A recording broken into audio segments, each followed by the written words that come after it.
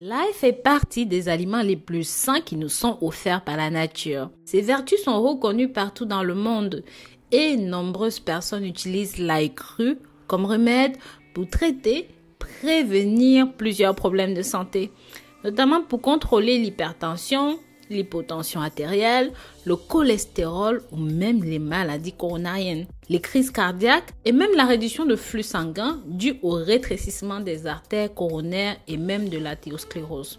Mais ici, je suis sûre que certains d'entre vous ou même la plupart d'entre vous ont déjà expérimenté les effets secondaires de la consommation de l'ail. Et je vais aller plus loin en vous disant qu'il y a certains mélanges que si vous faites avec l'ail, c'est très dangereux pour votre santé. Et c'est dans ce contexte-là que je vais vous présenter dans cette vidéo certaines erreurs que vous avez faites. Vous avez ressenti soit de la mauvaise haleine, soit des étourdissements, soit des brûlures gastriques ou pire encore. Il y a certaines personnes qui se sont évanouies à cause de l'ail. Donc, je voudrais qu'on parle de tout ça dans cette vidéo et vous allez voir avec quoi, mais surtout avec quoi vous ne devez absolument pas mélanger ceci. Mes très chers, pensez à vous abonner sur cette chaîne, likez, commentez et surtout mettez des pouces en l'air.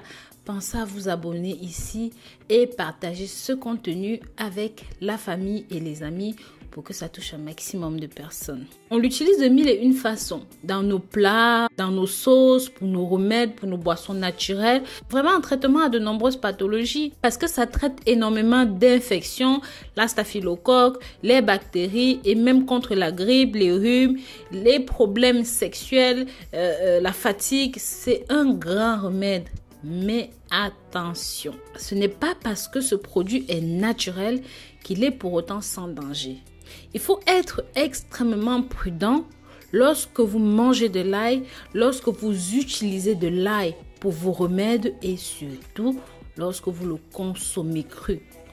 Déjà, vous pouvez souffrir de mauvaise haleine comme on l'a dit plus haut et même de brûlures d'estomac, de gaz, de nausées, d'odeurs corporelles.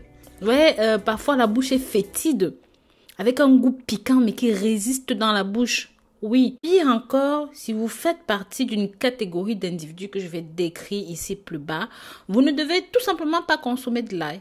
Tout simplement pas, sous quelque forme que ce soit. Par exemple, si vous prenez des médicaments anticoagulants, vous savez que l'ail agit comme un anticoagulant naturel. Donc, cela signifie que c'est efficace pour traiter les problèmes de circulation. Parce que ça va rendre votre sang beaucoup plus liquide. Donc, ça va lutter contre les caillots sanguins.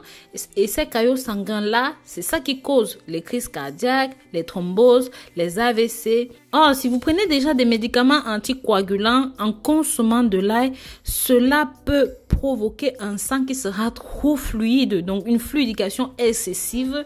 Et ça peut provoquer de la perte de sang anormale ou pire encore. Vous pouvez vous vider de votre sang avec une simple petite coupure et je n'exagère pas. Si vous êtes sous médicament, n'oubliez pas de consulter votre médecin avant de consommer ceci. Parce que ceci peut interagir avec un traitement que vous prenez déjà.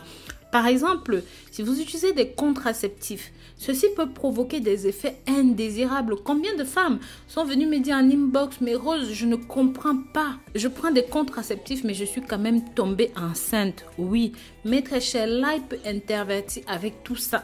D'accord? Donc, consultez toujours votre médecin si vous avez décidé de faire une cure à l'ail pour vous assurer que ça n'intervertit pas avec votre traitement actuel. Maintenant, si vous souffrez de problèmes hépatiques, mieux vaut prévenir la consommation d'ail.